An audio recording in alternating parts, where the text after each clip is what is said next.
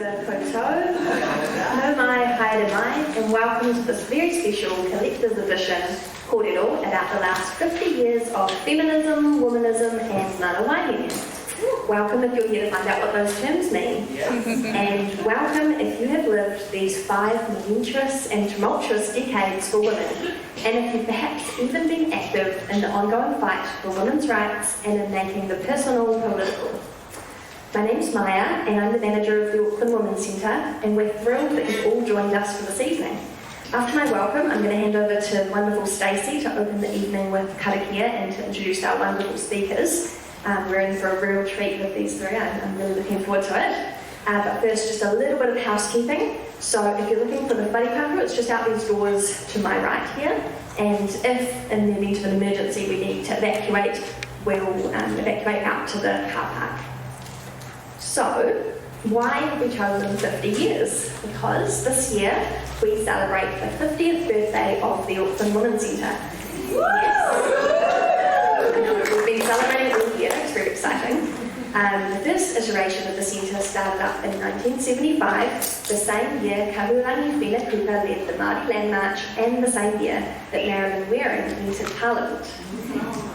As manager, I'm acutely aware that in our current iteration we stand on the shoulders of giants. It's an incredible community and collective achievement, thanks to many of you here tonight, that the Women's Centre has kept on going for half of a century. We've kept caring for women in this city with support and comfort, and empowered them with activism and knowledge of their rights for all of that time. I want to acknowledge my Melani Morris, my most recent predecessor, who has kept the centre going for perhaps 40% of its lifetime. This includes keeping it going when the centre lost all of its government contracts about 10 years ago. We still haven't got those back, but maybe it's better that way. Community funding, including our FAB 500 regular donors, means we're answerable to our community and what you want to see, rather than having to self-censor in regard to the government and their often despicable priorities. So, it's so inspiring and fantastic that we have our amazing legacy to live up to. So we keep flying the flag, we keep space so women can feel safe with us and talk through their despair, both political and personal, and both at the same time, and feel the comfort and joy of being with kindred spirits. Finally, I'd like to invite you all to our birthday party in the Centre's garden in Grey Lynn on 18th of October in the afternoon. Invite all of your family, all genders welcome, bring the young ones, there'll be face painting and music, and there's a playground right next door. We're going to have free cake and sausages, and there'll even be free espresso coffee. The aim is a fun celebration and escape into how we all want the world to be, including birthday cake for all. So thanks again for coming, and over to you, wonderful Stacey. Thank you very much.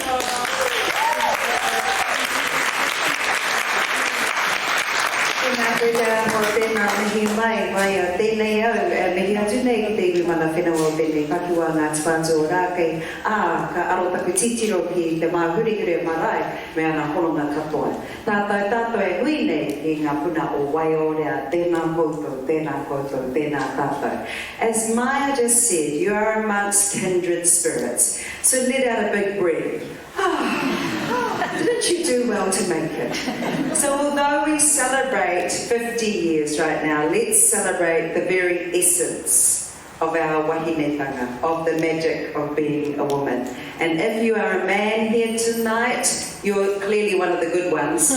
So you can hear this karakia as well. But this karakia is a summoning of our most powerful essence, from our very origins, from all of the things that feed us and that are at our biggest life force and source. So I'd love if you join in with me at the end. You know the part where everyone has the crowd participation, okay?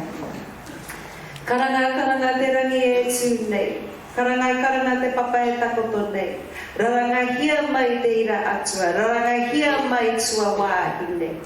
Ko hine ahua ne, ko hine tītama, ko hine rauwhārangi, ko hine te iwaiwa, ko au.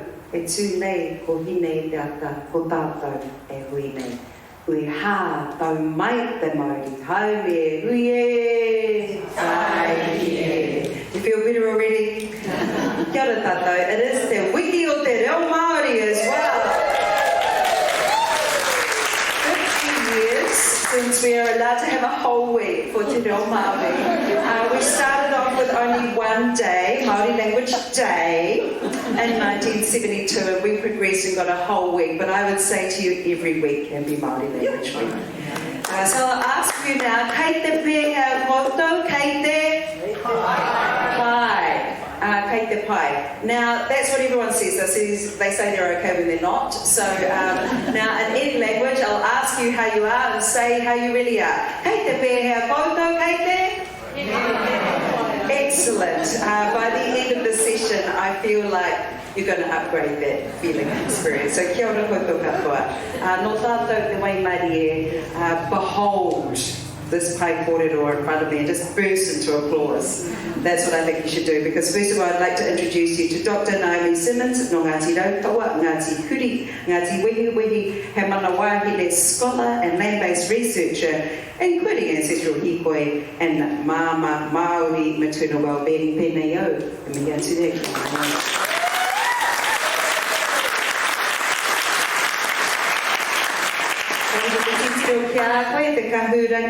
New Zealand's first EEO Commissioner, Pay Equity Scholar, and our very own Auckland Women's Centre patron. Please welcome Dame Judy McGregor.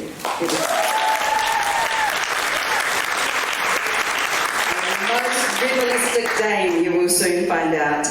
And a woman whose face immediately makes you smile. I think you've got that superpower. Associate Professor Dr Melani Anae, QSO, Polynesian Pan-Pacific Studies Scholar, including women and power in Samoan communities. Please give some power over to Dr Melani Anae.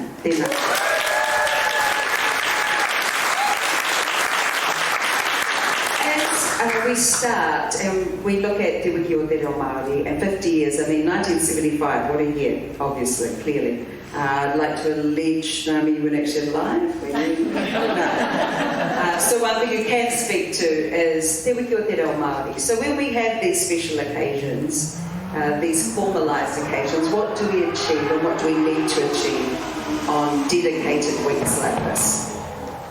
Tēnā koe. E te tōtana, i ngā marekura, e tōtuku ana au ngā mihi kua mihia. Ki ngā mana whenua, ngā maunga whakahi, ngā awa e rere ana nei, tēnei te mihi kia koutou, huri no kia koutou katoa, tēnā koutou. Yeah, I think on dedicated weeks, there's an increased visibility and a celebration. And I think we exist in a world that is really fast-paced, and it moves from one thing to the next thing to the next thing, and it's very extractive and it's very transactional. And so dedicated weeks sometimes just give us the chance to pause and celebrate. Celebrate the 50 years of achievement, mō te reo Māori, and more. Celebrate the 50 years of feminism for the Auckland Women's Centre, and really reflect back on all of those achievements, but also all of the people, the energy, the places that have brought us to the point that we're in. And I think it's deep gratitude that comes with that celebration as well.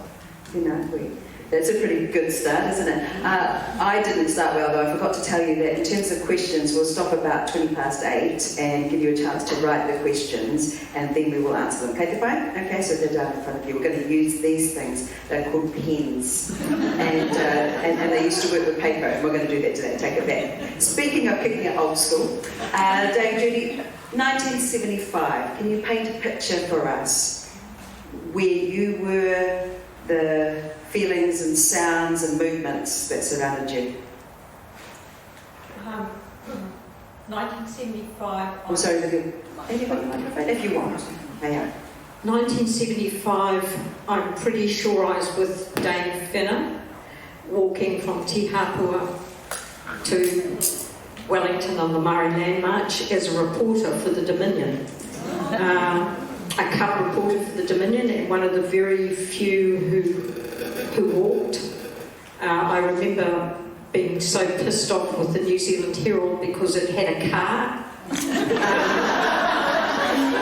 And I think it might have even given Dame Finn a ride at some stage, justifiably, because she was very proud and very old and walking. But we walked a long way, and I appreciated Boiler about 60 times, I think, in that period of time. And the Dominion was one of the few newspapers in New Zealand, despite it being a traditional rag, that carried daily reports of the Murray Land March, of which I was quite proud. Because even the most recent hikoi that we've had, there is this issue of being impartial. And I've noticed that it's actually only really Māori women who've been called out for supposed impartiality in media. When it comes to journalism tikanga and then following tikanga and stories of the day, what happened then and what do you see now, Judy? I think there are various aspects to the media, but if we look at the mainstream traditional media, it has always been racist. It has never had any major numbers of Māori or Pacific journalists. It's always resisted attempts to train and educate and professionalise Māori and Pacific journalists. So the alternative has always been iwi radio, Māori television, Pacific radio, which has enriched New Zealand, but it has impoverished those who are just have a diet of the traditional mainstream media. So I don't think it's changed much, the mainstream. The good thing is, though, that the diversity of the media has meant that Māori and Pacific voices and other ethnic voices and other diverse voices are heard, but they're not heard in the traditional mainstream. Still not heard in the traditional mainstream. I just want to say, for some reason you've been very polite. You can jump in any time you'd like to join in. And in terms of 1975 and all those images that no doubt resonate in your mind, how Hokinga Mahara, what do you remember particularly about that time? Well, 75. Well, 71 was when Wāniki Panthers burst on the scene in Ponsonby, trying to help out families and communities in Ponsonby. So those first 3 years we were at our most busiest. All our community survival programs, we had food co-ops with People's Union, we had homework centres for the kids, we had the TAB, the Tenants Aid Brigade, against racist landlords, and we had even legal aid booklet, because our parents didn't know their legal rights, let alone human rights, and so we as 16, 17-year-olds, yes, we were only 16, 17-year-olds when we stood up and faced racism full on. And that was a busy time. So 71 to 74. And then after the 3 years, we kind of dissipated because we realised that we have to have a life. We've got to get a job, we've got to go to training, we've got to go and so we just kind of split off. So 75, my eldest son had just been born. We were living in Devonport. The dawn raids in 74 happened, and I could just look at it from afar because I had left the kind of activist life to bring up my baby, and so I was missing the activism. But that's 75. So we've had a really busy 3 years prior to 75. But in 72, I was with Ngā Tamatoa. We took the petition around for Te Reo.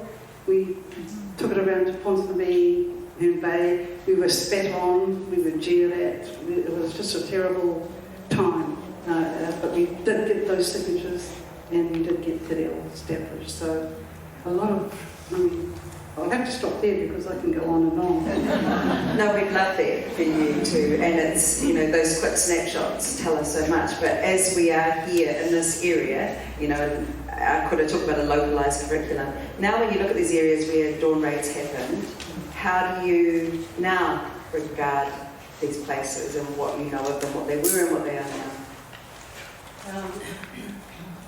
Rather than actually where we are right now. Oh, well, I think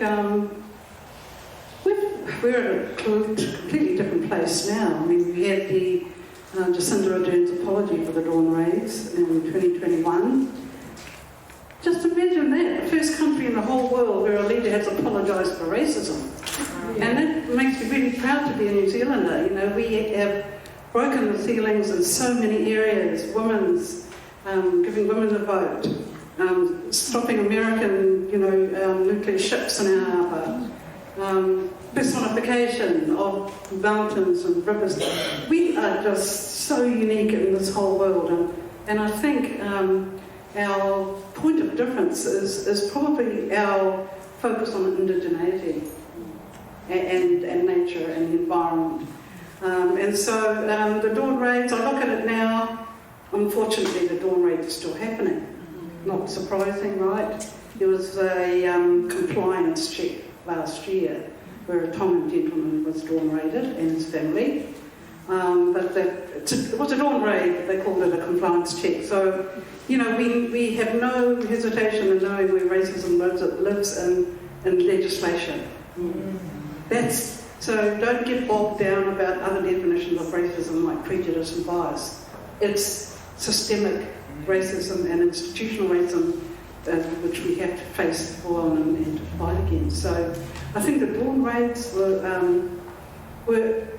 amazing because it made New Zealanders aware of racism. Because straight after that we had this Springbok tour in 1981.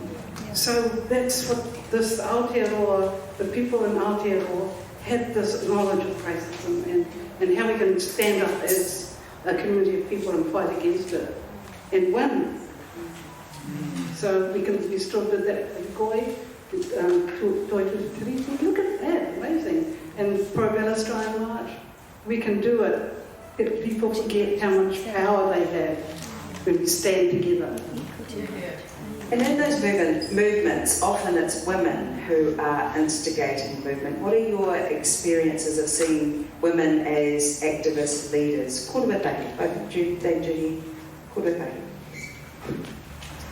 Judy, well, first of all, he pipi paupau tēnei I te taha o ēnei maraikura. I feel like a very spring chicken sitting next to these two wonderful wahine, because as Stacey said, I wasn't born through all of that.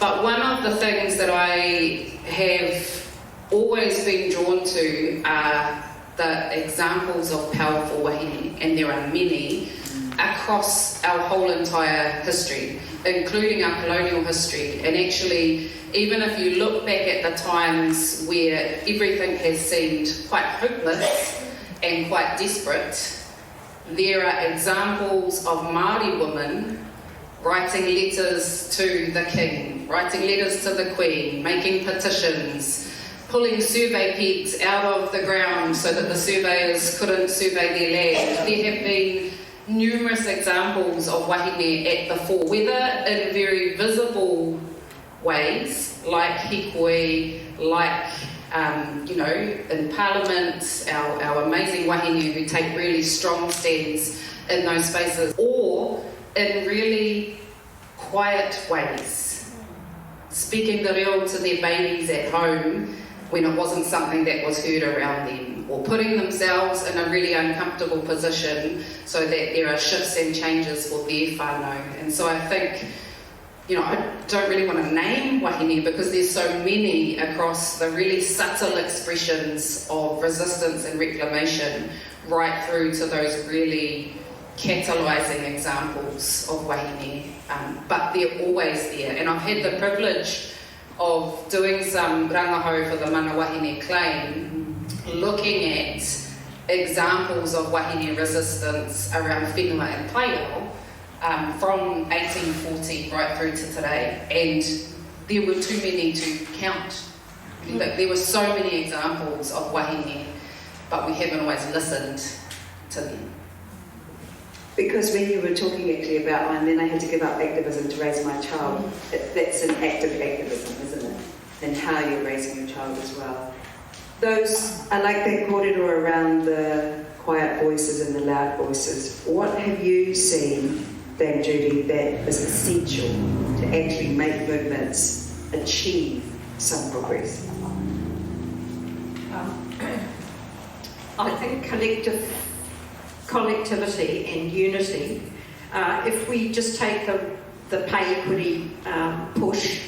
I've had the privilege of working with the A2 union and interviewing aged care workers, female aged care workers, about their disgust around their extinguished claim. And what I see in that movement, the 65,000 in that particular claim alone of aged care workers, many of them migrant, many Maori, many Pacific. What I've seen is a collectivity and a unity about their anger, about their drive to overturn the legislation, about their ability to speak out and speak up. So they're both quiet voices and they're angry voices, but they essentially women's voice. They've got agency, they're not prepared to let this government grind them down, and they'll continue to fight for that extinguished claim. There are 130,000 women involved in extinguished pay equity claims, but that's the largest with 65,000. Just as an example, there was a migrant woman, Cecilia Devi, who I heard speak at outside Brooke Van Velden's office when we had a protest, and she challenged Christopher Luxon to come and work with her for one day as an aged carer, one day. And she said, I want him to come and help me change an aged care nappy. Then he would understand what the essence of what we do and why our work is undervalued. And having worked undercover myself as a carer, I know exactly what she was saying. So there is a unity and collectivism, I think, in women's voice and women's strength that's still there despite political oppression. And Melani, to your point, sometimes we use these sort of sanitised terms like pay equity, but you were saying we need to really drill down into what that is, because pay equity doesn't speak to the deep unfairness of treating women as less for doing those difficult jobs. So what are the kind of things we really need to distill so that we can give our laser focus in the right areas? What kind of things do we need to consider? I think definitions. You know, that's why the politicians get away with a lot of things, because they use words and phrases which we all think we know what it is, but it's not. And racism is one of those. So you have to drill down on what exactly you're talking about when you talk about racism. And it's the same thing as homelessness. What is homelessness? There's different types of homelessness. People opt for that way of life. Others are forced to work. You've got working poor. You know, so we need to drill down on what exactly those definitions are, and then start working on the reality of what's really hurting people from that. So that's just a small thing, but I'm just into words. I like words. Well, especially when they get used against you, you know, so you need to understand the issue and the enemy. Then what about words like feminism? If I just say feminism, what does it mean to all of you, each of you? Pata paitera, because it's not a word that I personally would use in the spaces that I exist in. It would be Mana Wahine. But I think there's a solidarity between feminism and Mana Wahine that exists. There's a conversation, and I think about these in relational terms, then there's relationships to build. And so we're not sitting in static spaces of this is Mana Wahine and this is feminism, and trying to figure out how the two sit together. If we sit them as a relationship, and as relationships between people and information and social justice and all the kinds of justice, then actually it becomes a conversation that we have. So it's not necessarily an answer to your question, but Mana Wahine is the term that I would use. What exactly does Mana Wahine mean to you? Yeah, I think Mana Wahine is a concept that is ancient. It's born from this whenua. It comes from this place. It's shaped by the history of this place. And it wasn't a concept that we had to articulate It didn't have boundaries and definitions, and we didn't have to think about defining what it was for other people because our ancestors lived it. It was embodied in words like whare tangata, ukaipo, he nao hone, our relationship to atua. It was a very relational way of being. And if there was a transgression of Mana Wahine, then it was dealt to, and we've got lots and lots of histories and pūrākau about what happened if there were transgressions. For me now, Mana Wahine is a necessary holding of space to celebrate, to uplift, to reclaim the uniqueness of being a Māori woman in this whenua. And it's interdependent with manatani. It's interdependent with mana whānau, with the collective responsibility we have. It's interdependent with mana whenua. So it doesn't sit in isolation from all of those things. It's part of a much bigger ecosystem. And mana is our first law, alawari. Yeah. I see you nodding, so does that encapsulate some of your feelings when we say the word feminism as well? It does. I was thinking about my mother, who was made a solo mother in her 40s as a post-war bride, and she had 3 teenagers that she had to support. One of the things that became critical in my thinking about being a woman was the need for economic security. Because as she went back into the workforce, what she had to do was bring up 3 teenagers. She had no training in education, so she did have Pitman's shorthand, which, if everyone remembers, pre-electronic age was the shorthand. But economic security gave her a place in which she could stand for herself with us as kids, that wasn't reliant on men, wasn't reliant on a man, and she got her power and her being and her agency from that economic security. And I don't think we should shy away from talking about money and feminism, because that's what this government would like us to do, to say that we don't need to value women because women will do women's work regardless of what value we ascribe to it. So I think there's, for me, economic security is something that I attach to feminism, even if it might look a very Pākehā or, concept. It's just followed through with me in life that women who are economically secure have an equality with men that's essential. It's still about value system though, isn't it? It is. And capitalism values money. Yeah. So that's how you attach money. I heard today that for even startups that are created in New Zealand, tech and all the tech bros and those things, the investors still are mostly investing in male startups, not female startups. So when we talk about let's talk real words, if it's the opposite of feminism, when those kind of things happen and people won't invest in a female startup, how do we call it out? What do we do? I was going to just talk about feminism. Yeah, that's fine, you do that. Because way back in the 1970s, when feminism broke onto the scene, I really didn't know what it was. I couldn't understand it because coming from a Samoan family, women are all. There's matriarch. My mother was a matriarch. My father gave her his pay packet every week. And also, that was one level of matriarch. And then my grandmother was another level of matriarch.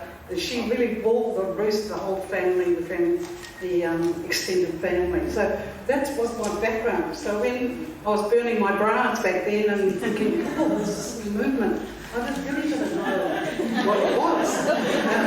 So it wasn't until later that I came across womanism.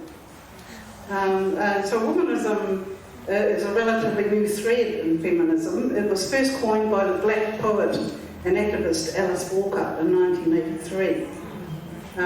She defined womanists as black women who were committed to survival and wholeness of entire people, male and female. And so it embraces both men and women in the struggle against oppression, and men are seen as partners in liberation. And I could relate to that because in the Samoan culture, the most sacred gender relationship between a man and a woman is not husband and wife. It's not father-daughter. It's not mother-son. It's brother-sister. Yeah. So the brother-sister, we've been brought up to treasure our brothers and the spaces of our brothers and sisters. And so, to me, I put that in epiphany because I thought, yeah, that's what it is. That's what it relates. I can relate to more than feminism, strict definition of feminism. And also, womanism looks at spirituality as an important thing about, and relationship, I said before. And in some culture we have the va, you know, the va, the social and sacred spaces of relationships. It's not just empty space, it's an energy that flows between the people who are experiencing the va. It could be with your ancestors, it could be with another person, it could be with a rock or a mountain. But that's so relationships and that relational ethic is really important in that thing. So matriarchs, that's right, it's in our blood. Like, you know, you look at our ancient stories, Nawhanua, who was the goddess of war and was winning wars in Samoa, and they didn't know she was a woman until after one big fight. The wind blew her breastplates up and they saw she had boobs. True. They did not know she was a woman and she was the god of war. And also we have Salamasina, who was the very first woman who carried the 4 sacred titles of Samoa. It was a woman who carried the first 4 titles. So a very strong women in that I grew up with. So yeah, just so blessed. So womanism actually sits really well with Mana Wahine, doesn't it? And just quickly, when we're talking about blowing up breastplates, who did burn bras? Anyone here bra burner? I'm grateful for mine, otherwise I'd be painful anyway. But in terms of Mana Wahine and all of those things coming together, how would it go? It was kind of similar to what you were saying. And then if we embrace our atua, there's those different layers of complexity, say when we speak to Hine Nui Te Po. Speak to us about the atua wahine that you just mentioned, the deities that we also called upon tonight. Yeah, it's a really beautiful connection actually with Alice Walker, because in my Master's or PhD, can't quite remember. Yeah, I always forget which one. My many writings, no, I referenced Alice Walker's essay In Search of Our Grandmother's Garden, and in that she talks about wanting to find the seeds of her grandmothers that have been planted, so that she, both the triumphs and joys, the pains, so that she can learn from and grow and nurture those seeds in her ao. And so I wrote about In Search of Our Nanny's Gardens, because at that time, it's about 10, 15 years ago now, actually there weren't a lot of resources, accessible resources about our atua wahine at that time. And the way that they had been depicted and presented were as either the villains in a story or as the passive observers or assistants to a male kind of demigod superhero atua story. And so now we're in a space where my kōtiro and my tama, my children, have access to this plethora of stories about their atua and about their tupuna. And these are power stories about the first woman made from earth, about the transformations of Hine Nui Te Po. And one actually that has stood out for me, and it's been a learning for all of us, because I didn't grow up with these atua, and I keep learning new atua almost on a daily basis with people sharing the research and the work that they're doing, is that they are accessible to us to visit and converse with and uncover all of the layers of meaning that they have over time. it's not just a story that you learn and you go, oh yeah, and then this happened, and then this happened, and this happened. It becomes a relationship that we build, and that is beautiful to have, this wealth of resources now, and there are more coming, but almost every month there are new beautiful taonga being put out into the world about a whole range of different atua wahine. And one that I read on the plane up here, because I was diligent, and one of the questions was, what's a pūrākau that you are connected to? But was a beautiful puka by Reina Kahukiwa and her mother, Robin Kahukiwa, about taranga. And taranga is Maui's mother. And again, often not really talked about because Maui's the hero figure. But this story talks about just this incredible power of her birth, her birthing Maui, and her relationship with the taiao, with the environment and the tohu that came from that, and then her grief when he was stillborn. And it goes through that very poetically, and with Robin Kahukiwa's incredible artwork. But that's a story that we can revisit in all different shapes and forms with our tamariki, but also as we grow older and experience the ups and downs of life as well. But also reclaim the focus of those stories, as you say, that it's all about Maui. Well, actually, Maui's classic story is more about consent. Yeah, and that you can't take women when they don't give consent, and the penalty will be swift. And actually, all of his deeds that he did, that everyone praises, would not have happened without Wahine. Yeah. Mahuika, his grandmother, his mother, they all had pivotal roles in that. And Actually, the main playing character, Yes. so say main character energy. main character. But sometimes when we hear those things, and the way that the world talks about us does impact us. So, Dave, Judy, I'm interested in transformations you've seen in the course of, let's say, this 50 years of women needing to find kindred spirits, as Maya put it. What and how do we get power together? And what sort of transformations have you seen as a result of choosing our community and choosing our people? I think there has been a sort of almost revival of sisterhood with perhaps this government may be a catalyst for the most amazing coalescence of political forces, I think, in New Zealand. And I think women will be at the centre of that because they're, I think, galvanised by the horrors that are daily inflicted on us, pain equity being one, but the, taking away of te reo of official literature and ministries, etc., the decimation possibly of the Ministry of Women's Affairs, the probably obliteration of Pacific Island Affairs ministries, all of the consecutive horrors, I think, will be a catalyst for a new sisterhood. It'll be rangatahi that may lead that. It won't necessarily be my generation. It certainly won't be my generation, I suspect. We'll follow and we'll welcome a new leadership, a new sisterhood, which I think is on the move. I really do.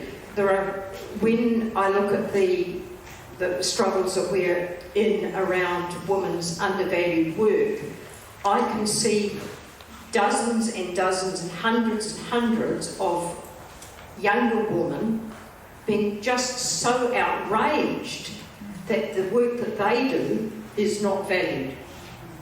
And they feel disrespected, they feel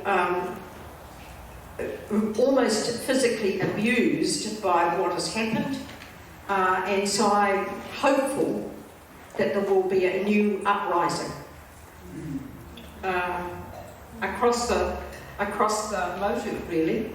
And I think perhaps this Saturday, when there's a Women's Day of Action, which is in fact code for let's strike, and let's strike and have a joyful strike, I think that will be expressed then.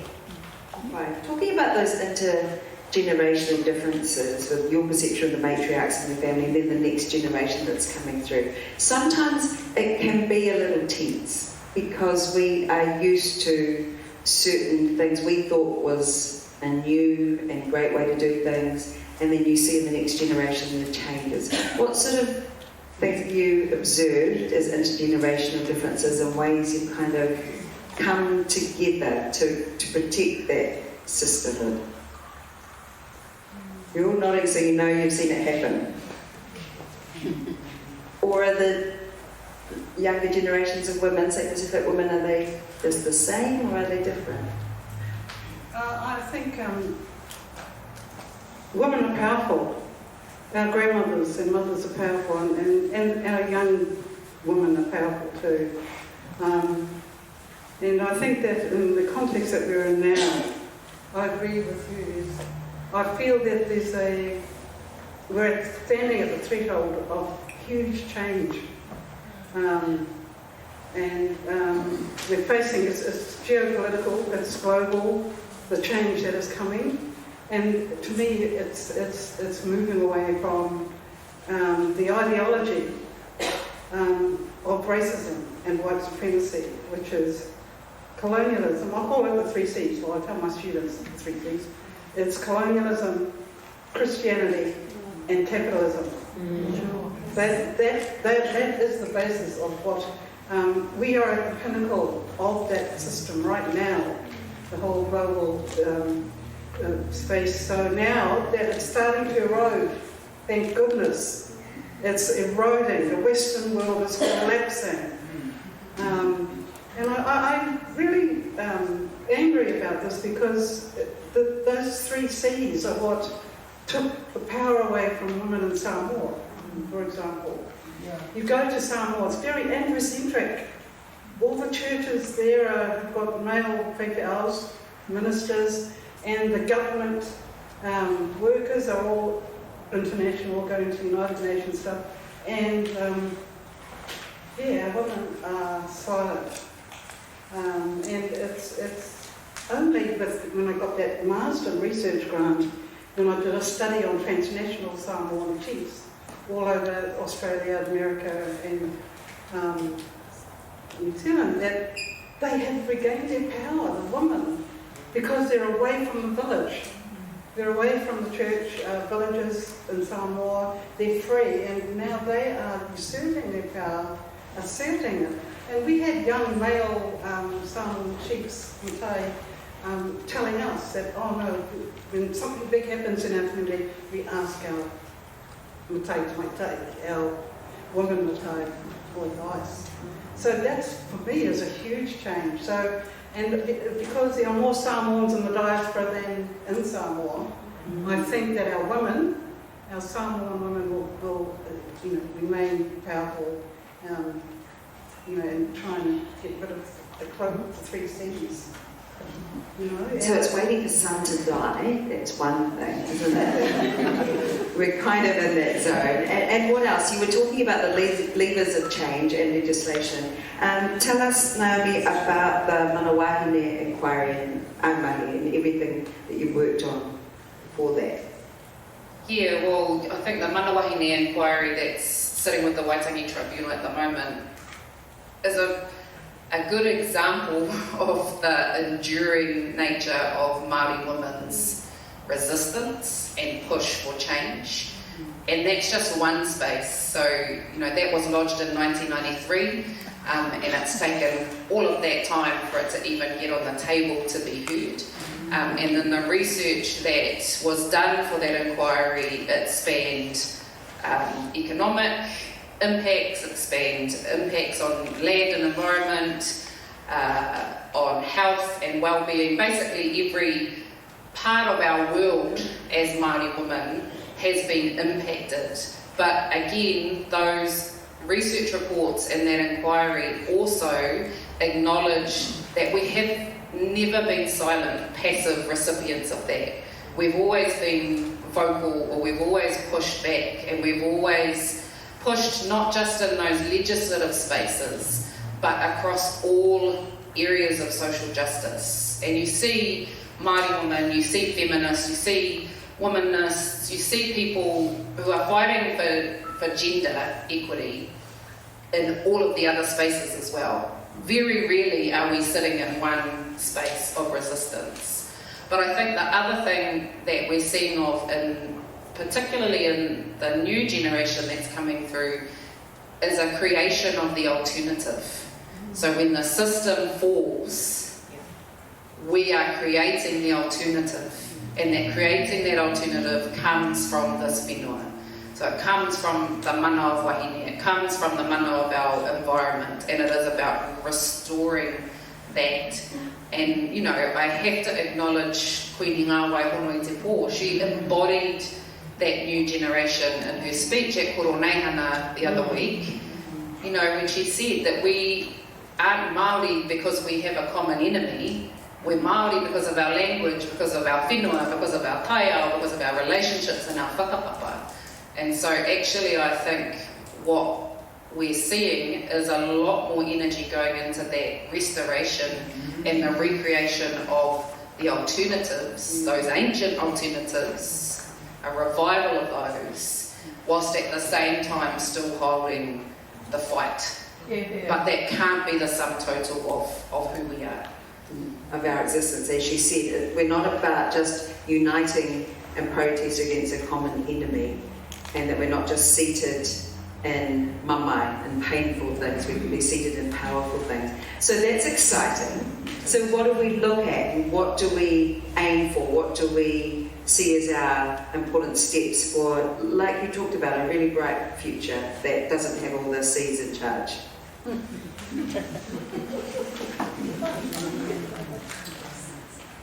Well, a lot of us old ducks have got to stand aside. Getting back to the intergenerational issues, I think we've, in a way, we've had our fights around the 3 C's.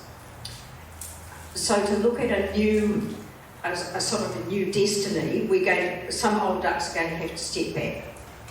And I'm probably one of those old ducks that has to step back. I don't really want you to, but like, what if you're an old duck who's got a new walk? Like this, the duck walk, that's funny, you know, that kind of thing. What I think I'm saying is that in some areas where I look across who is it that's voice is heard, it's too old.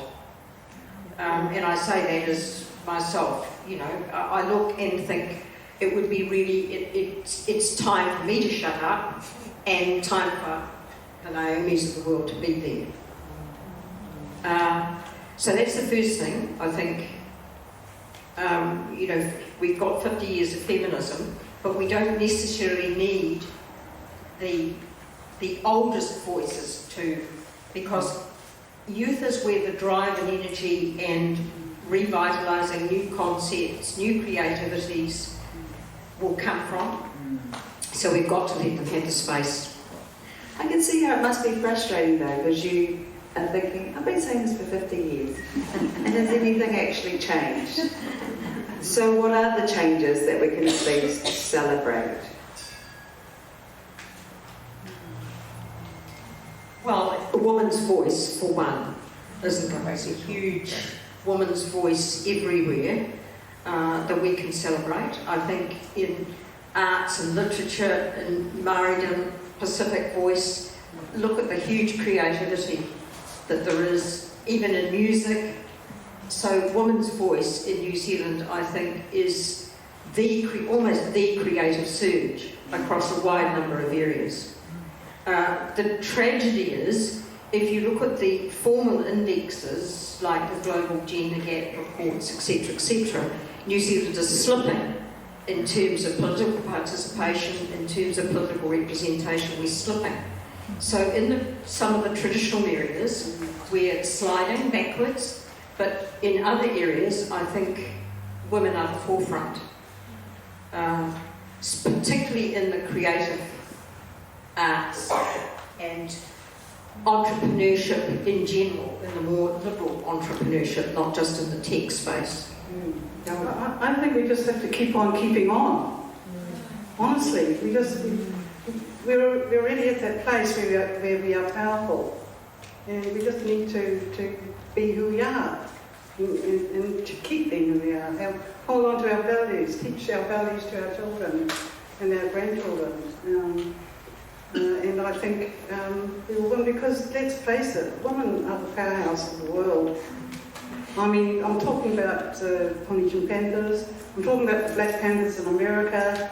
The sisters were the rank and file of that movement, and yet they were the top organisers of what the gains that the Black Panthers made. And same as the Polynesian Panthers here. We had the poster boys that got into the media, but it was the sisters that did all the work. The pamphlets, the work, delivering newspapers, going to schools and doing the homework centres. So we have that. It's just in us to be creative and having the power to look after our young ones. And I think we should just keep on doing that. You made a beautiful point around siblings in most of our, in our Pacific cultures. So when our brothers get a bit lost in toxic masculinity calls, how do we help them?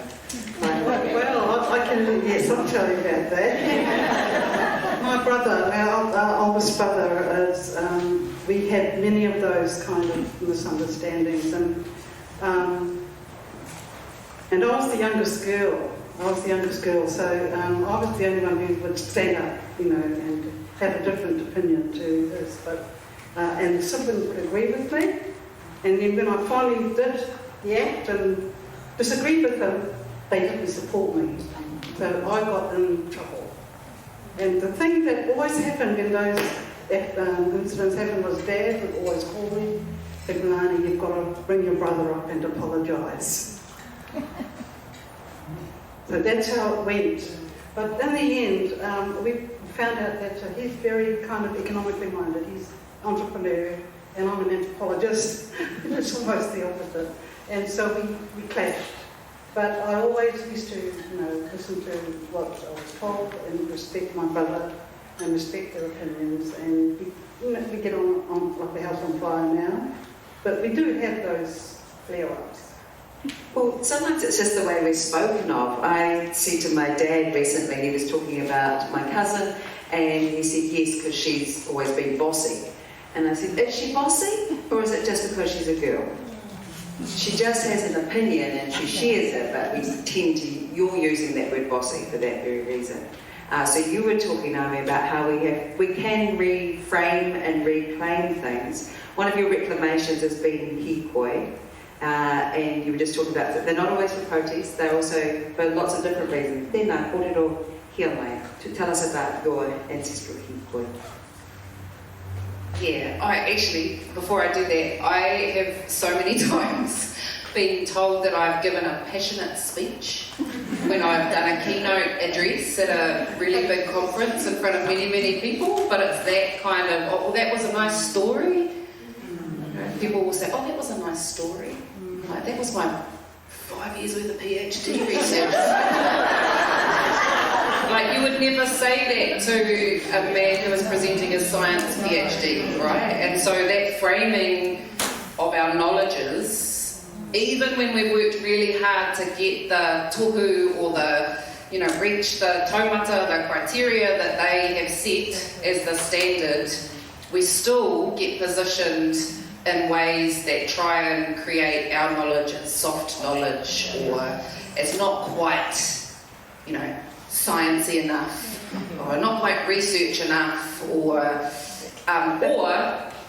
you're passionate or angry or too emotional in how you deliver that. I was just going to offer fiery, that was my fiery, yeah. Right, so we sit in this kind of spectrum of being told how we are, when actually we know how we are. We have role models that have role modeled that in our whānau, and rightly so. But to move towards hikoi, one of the things I wanted to do when I reached the end of my PhD, I found, this was the never-ending PhD students will know what I'm talking about, but I got to the end and I found and reconnected with the story of my ancestor, Mahinarangi, who walked pregnant from around the Hastings area. She walked about 600 kilometres, gave birth along the way, laboured over the Kaimai Ranges, gave birth at the bottom of the Kaimai Ranges, carried on walking with her newborn baby who was called Raukawa, who my tribe is named after, and settled in Rangihatia. So I found her birth story because my thesis was on birthing.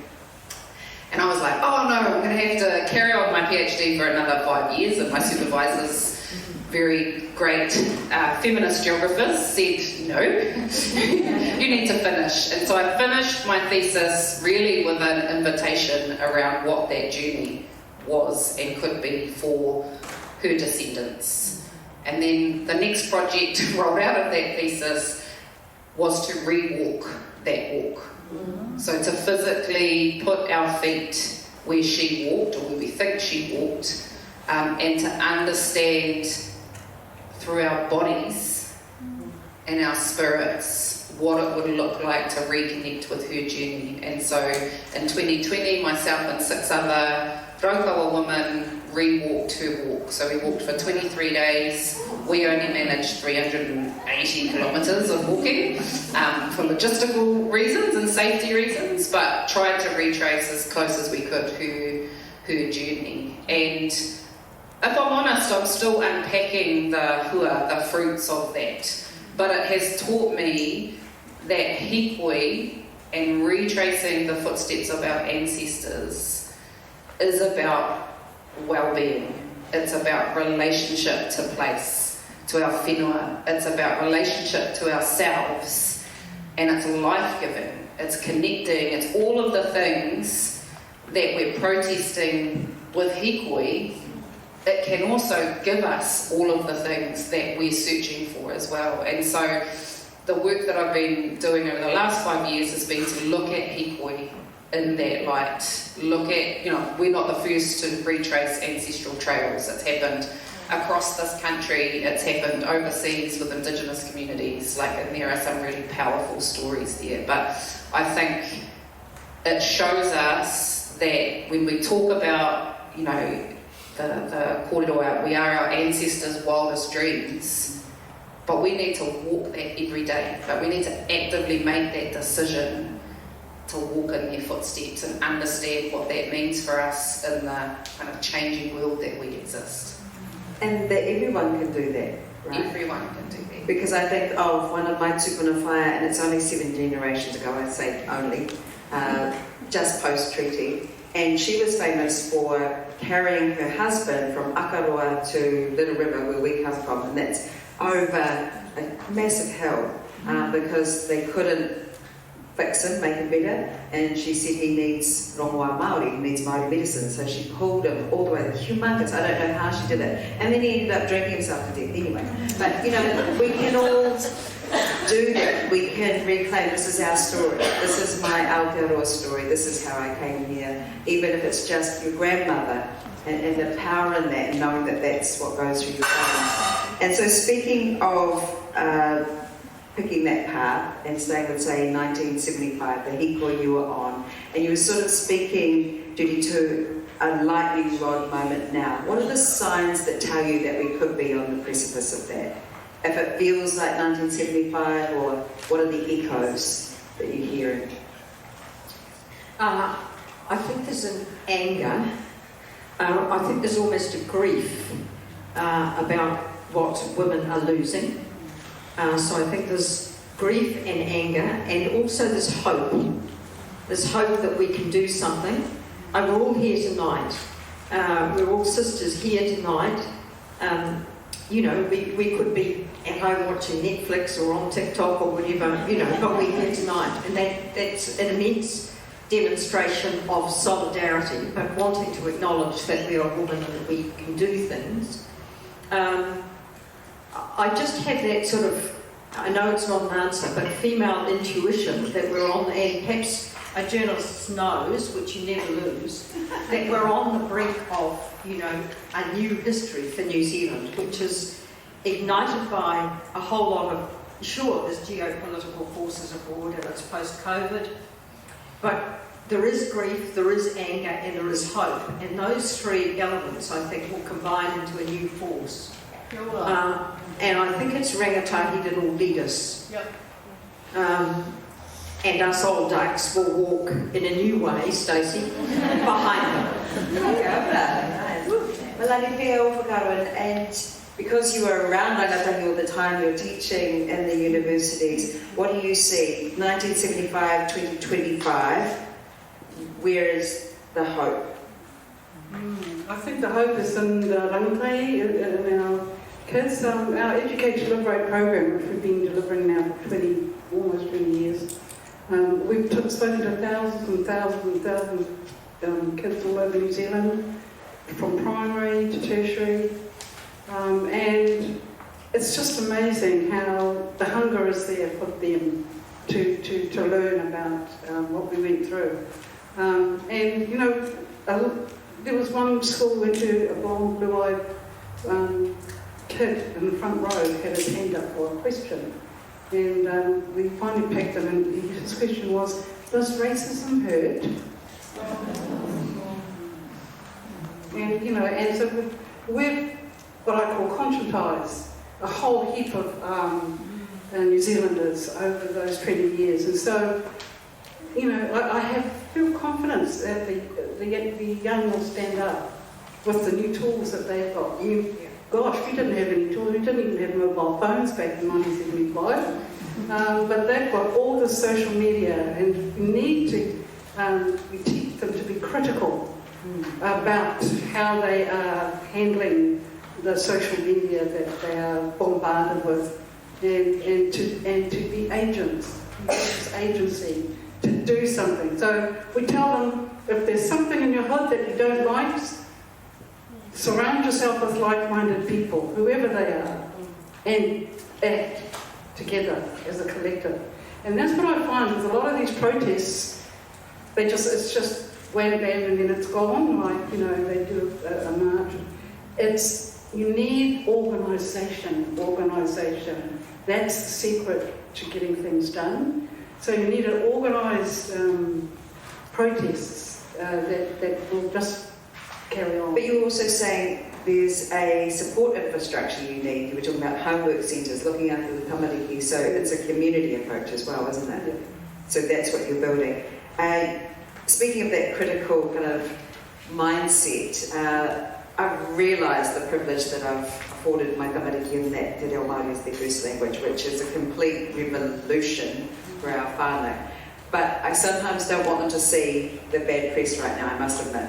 And my 17-year-old was eating her breakfast the other day, and she saw the story about 6 Māori words in a reader being too much. And she said, hey, gets you go better. Like, is that true? She couldn't actually fathom that must be true. And with Donald Trump, I understand why you need to fact check everything. But she said, hey, kaiki better. That's racist. Yes, it is. Yeah. Yes, it is. And you need to be a little bit angry. Yep. And you need to be educated. So education is a privilege sometimes, particularly in a tertiary setting. What do you want our young women to be learning right now? Yeah, I think, you know, to the point of Kahani Jude, that we are all feeling a great deal of grief and anger and hope. And a lot of those emotions can coexist in one space. But actually what I think is needed is we need processes, we need ritual to be able to tuku. We need to release that grief as well. We need to find ways to channel that anger into spaces that create transformation and action. And what I fear is that there are large parts of our communities that feel the grief, that experience racism in ways that perhaps some of us who do have some privilege don't experience, and they don't have a support system or an ecosystem that supports them to deal with that. And so then they get into the system because that anger comes out in particular kinds of ways. That grief doesn't get processed and dealt with. And so actually, what would it look like for us as communities to grieve? To actually teach our kids, yeah, this is horrible, hard stuff. And we can be angry, and we can be sad, and we can grieve, and we can take action. And this is what it looks like. Because I do worry that we are always in action, and the grief hits us, particularly as wahine, the grief hits us in our haura, in our bodies. That we feel that grief in our anger, and it manifests in our bodies. And you know, in the research that we did, for the Mana Wahine claim, we talked to wahine who have been working in the whenua and taiao space, over 30 wahine we spoke to, and there was a resounding theme from them, is that the fight that they have been in for their whenua, or for their waters, their rivers, their mountains, has been important. They wouldn't do anything differently, but it has been at the expense often of their own well-being. And so actually I think alongside teaching our young wahine how to mobilise, how to create systems of support and action, we also need to lean into how do we support them to process grief, to process anger, to create networks of support where they can just be mamae. Because this stuff is mamae, and we can't always protect our tamariki from that mamae, but we can support them. And I think there are tikanga Māori that I always feel comforted in, you know, pure. You go to the water and you cleanse, and we need space and time to do that as well. And I don't know if this is something that resonates for you too, but ahi whaiwhai is another way to burn it all. And that relates to mahuika, our goddess of fire, and that you put things you don't want and shouldn't be holding anymore into the fire, and I go, tuku, to send them away. I think the reclamation of matariki has given us a really public opportunity to practice that, and there are lots of other opportunities within Te Ao Māori, but that's a really beautiful public reclamation where actually we see so many of our communities be able to use that time and space to process, to be hopeful, to send their wishes to Hiwi Te Rangi. That to me is a really beautiful example of how we can do that as a nation and not just as individuals. Which is the first Indigenous public holiday in the world. Ka pai nā tau, kia ora.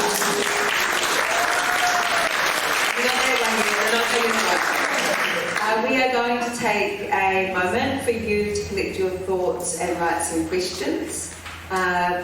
Please do that, and you can also use the wharepaku, and we'll be back with a question and some answers from our amazing panel. So please enjoy the beautiful manaaki, the kai that we have here. We'll be back very soon, and on screen we'll see you again soon. But feel free to send in and or write your hata, your questions. Kia ora koutou. Thank you. Because of past experience. So thank you so much for doing that. Also, I'd like to shout out to some people who were saying, can we talk about women in sports? Yes, we can. We're going to have a whole particular forum about women in sports in particular.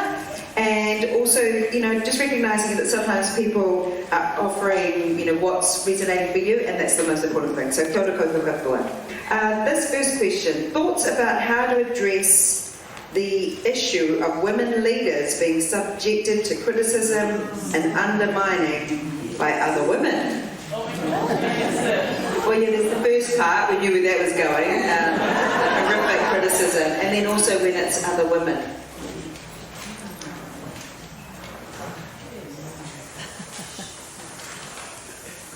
Well, it's disproportionate to start with, isn't it? I'll give it a crack.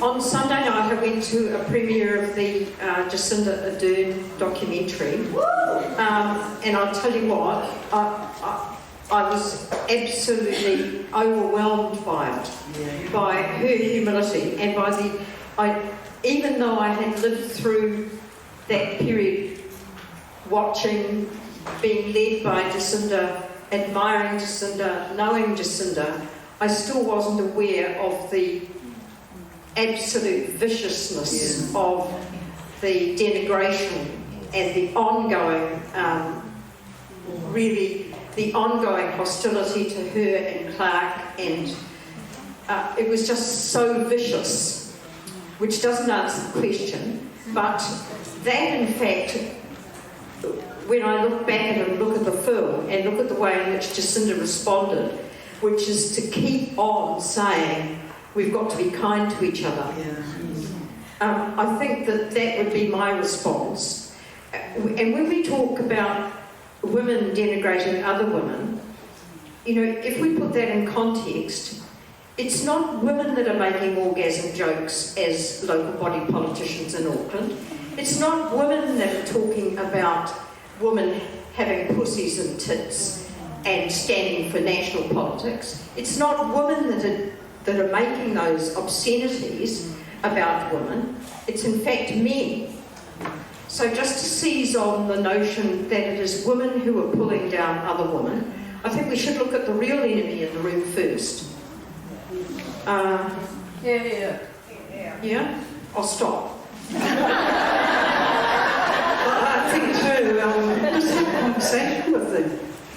Honestly, just try and talk, tell them more about where those views are coming from. And 9 times out of 10, I bet you'd be surprised as to what may happen. But it's hard when they're being really horrible.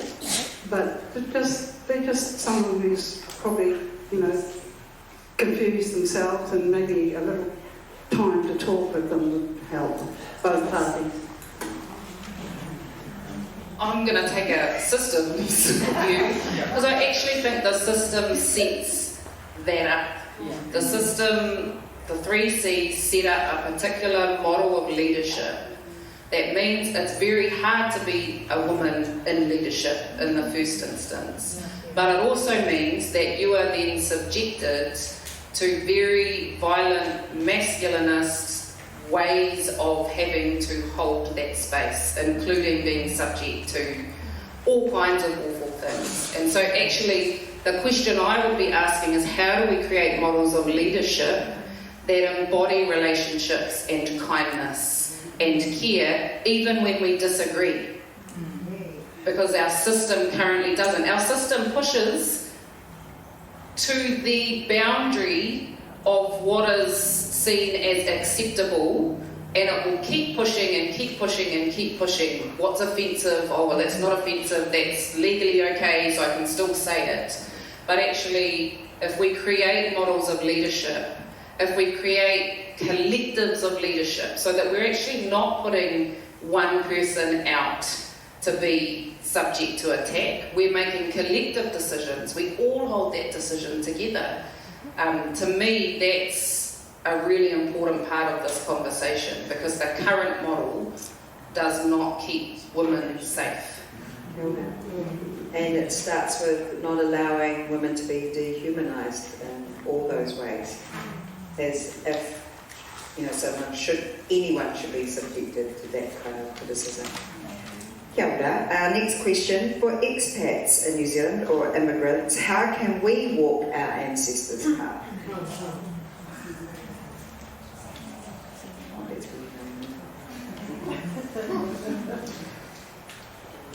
I think we all have the ability to be in conversation with our ancestors. And that journey will look very different for those who are living away from their ancestral lands. It looks very different for Indigenous people who have been displaced from their whenua. It looks very different for people who are migrants to a place. And I think there's kind of a dual pathway to walk, in that it's about reconnecting with who you are and what your ancestry is, and the good, the bad and the ugly that comes with that. But also it's then about, how do you be a good manuhiri in the place that you are now? And so I've kind of had to come to this realisation. I've always lived close to home. I've always lived in Tainui territory. And recently, 5 years ago, moved over to Te Tairāwhiti, where my partner is from. And it's really shifted my understanding. That's just 5 hours away, not a whole hovering around the world away, but it's shifted my understanding of what it means to be a Raukawa woman living in Te Tairawhiti, on Te Tairawhiti whenua, and how do I be a good manuhiri in that space. And so again, namely relational, but it's all about our relationships, and those change because we change and because where we are located changes. And so I think being open to it being a journey, that relationship with our ancestors and the relationship with our mokopuna moving forward is not set in a fixed point in time. Yeah, well, the Panther platform, our 3-point: annihilate all forms of racism. Number 2, celebrate Mana Pacifica. Number 3, educate to liberate. Now the second point, celebrate Mana Pacifica or your own ethnic identity, whatever that is. Right? So at the moment, the curriculums in the schools have got, our kids know their cultural identity. They have that in bucketfuls. They don't need to be taught that, really. The performance, songs, music, the festivals. What they're not getting in the schools is their ethnic identity. So that's bringing in the 3 C's again. Knowing their history, knowing their roots. They have to know their roots, as Bob Marley says, know where you come from. In that way, you'll be able to trace your ancestors' journey, but you need to know what that history is. And we're not getting it in our schools for the immigrants that are coming in to this country. And that's sad, because a lot of the immigrants that I've talked to, they already know their history because they've been taught it in their schools in the countries that they're from. And that's lacking here because we're a multicultural thing, and we've just got a dominant, monocultural education. And that's really sad, and we need to change that. But the more we share our stories, our ancestral stories, the more we find commonality. And I think that's really powerful, and it's welcome, and I love when you see this intersection go, oh wow, we think like that too. Not just the general imposed education. This one is it's going across 2 questions, so I'll try to get them both in there. With the rise of popularity of figures like Andrew Tate and Jordan Peterson, do you think this is patriarchy's death rattle, or is it the comeback?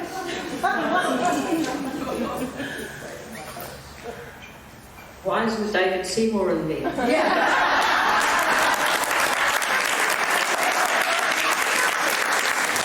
hasn't got such a big social media following.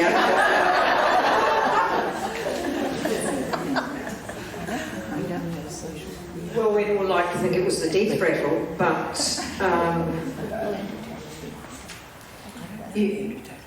I think that the sort of populism, that hideous misogynist populism, we need to acknowledge other voices, and we need to celebrate other voices and ensure that other voices, are popularised as well.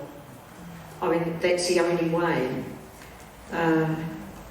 If anyone's got any better ideas, I'm very happy to throw the microphone to you.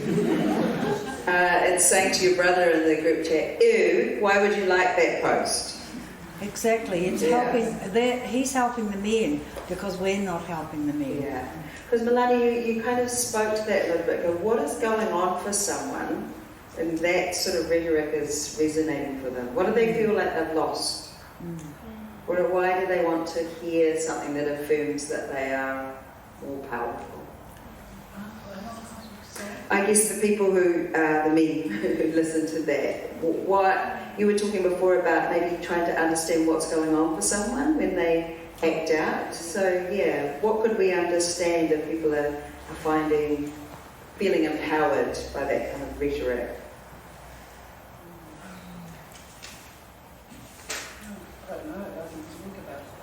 Are there, what sort of questions can we ask people, to help them unpack a bit about what they're engaging with and what they're thinking? I think there is this is thinking out loud. I think there is a risk with social media that we lack the critical lens to be able to discern what is coming through our screens. And I think that to me is the worry. Like, the content is awful and horrible, but actually, are we equipping our young people whose lives are often lived on these things with enough criticality and enough understanding of the history of feminism, of Mana Wahine, of all of the things that we've talked about, that they can discern when something that pops up, because it does pop up, like, right, it's not just that if you're following them, it becomes something that is quite hard to control, that they can discern that that's not okay, and that they have the communication skills to say if someone sent it to them, this ain't the one, you know. And I think that piece is really important in the current, and I, as a mother of two young girls, and a 2-year-old son, that is a really strong fear that I have. And I think one of the questions we had kind of potentially prepping for, what are some of the things that as women now we face that our parents and grandparents didn't have to face. And I think that piece as a parent is really concerning around technology, around, you know, connectedness.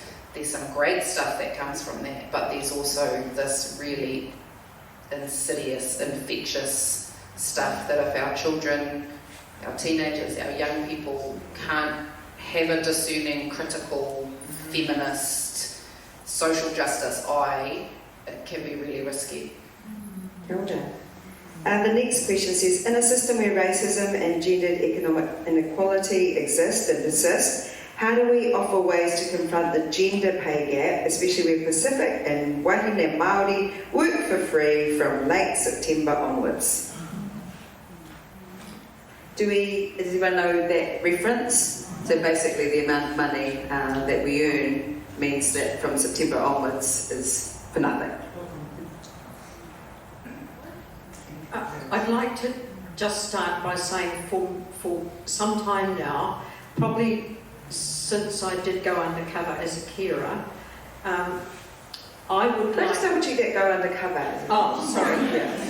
When I was EEO Commissioner, I wrote a report about aged residential care, and I had an opportunity in a small provincial town to go undercover and work as a carer, because the carers had challenged political figures and public figures to come and do our job before you speak about us, because you don't know the job, so how can you possibly say it's worth less than the minimum wage if you haven't ever experienced it? And for me it was transformational. I lost about 1.5 stone. For 3 weeks I'd never worked so hard in my life. I couldn't do the job because I wasn't physically strong enough. It altered my entire world view. I haven't been the same since. But to get back to the question, which was, Stacey? I'll go again. In this world where gendered pay gap, and especially Māori Pacific women, are experiencing that, then how do we offer ways to confront that? Okay. I've come to the view that while other people will preach compassion, connectedness, relationships, kindness, I think low-paid women need to strike. Yeah. I think a weak strike of low-paid women would force David Seymour, even David Seymour, into absolute contrition. So, but of course, we can't ask those of us in privileged positions who say low-paid women should strike, would need them to fill the financial deficit, because how can they afford to strike? And it's not within their worldview to withhold labour, because they want to look after their patients, because it's usually in health and education where this is occurring. But I do think a weak strike and the country would be on its knees. And that would fix pay equity forever. I like that one. Okay, that's sorted. Next question. In relation to old ducks, shutting up, I think we need the wisdom and inclusion of elders and the activation of agency in Wahine in midlife. What are your thoughts on that? Don't shut the other Yeah, I total for that. I think again, this kind of coming back to the models of leadership that we have. We need all of us. Like we are not strong enough to be standing out on our own, doing it, or to think that. I don't know what age bracket I fall into at the moment. Middle age. To think that those of us that are sitting in the middle age space can be so arrogant that we don't need this wisdom sitting right here. Right? So we need all of us. We need a council of wise elders. We need those who have the energy to get out and activate and action. The other thing that I would say though is we also need those who are caring for our babies. And actually what happens is that, and I always say this, mothers could single-handedly solve all of the issues that we have in this world with the amount of work and energy and labour that they do. But we need to be caring for those that care for our babies. Whether it's mothers, whether it's fathers, whether it's the grandparents, whether it's siblings, we need to make sure that actually we're not also caught up in doing what is tika, but that it's at the sacrifice of our babies. And so I would also hazard a caution that we're not putting too much on our mothers who have young babies. And just like that, we're nearing the end. I'm sorry we haven't managed to get through many questions, but what quality answers, you see. So I'll end with this for each of you. What are some of the biggest challenges women in Aotearoa are facing today, and how do we being me to address them moving forward? Well, my answer is easy: racism. Get rid of it. There was a study done not long ago where on civic academics, and the stats came out saying that Pacific academics are 86% less likely to be promoted. And that stigma, 86%, would be across the whole plethora of situations. And so, I mean, I know it took me, nearly 20 years to get my promotion. Because the goalposts always change when you apply. And I know what it is. And so that's what is hurting our people, and that's what we have to work on. So it's trying to get rid of racism. And that is my only answer. Okay, yeah. Some of the biggest challenges women in Aotearoa are facing today, and how do we all collectively address them? Well, I do get back to economic security.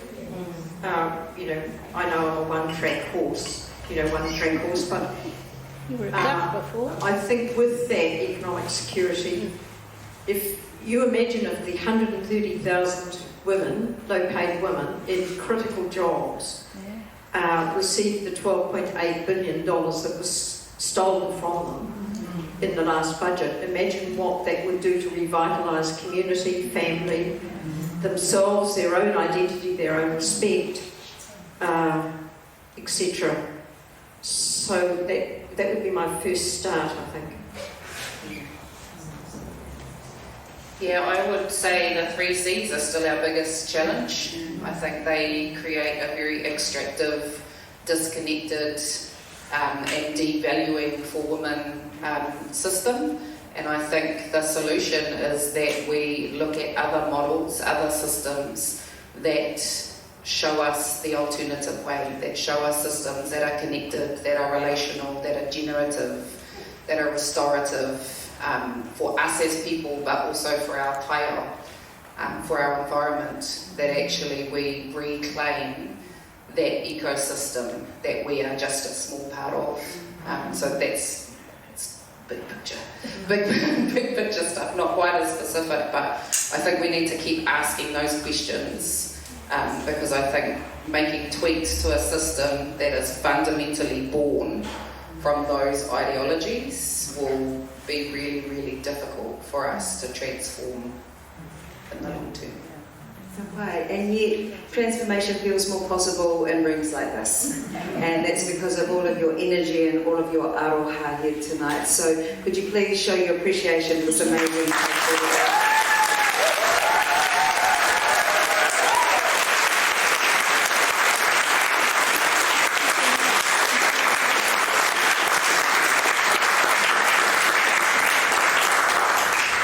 and we were talking about tuku, and we're talking about all of our feelings and how great it is to get them out and go, yeah, exactly, and feel like you have like minds and kindred spirits with you tonight.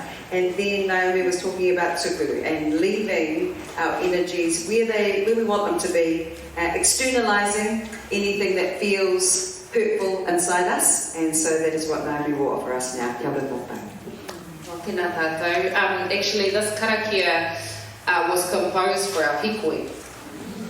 So it's actually about calling in the footsteps of our ancestors and the magic of their journey.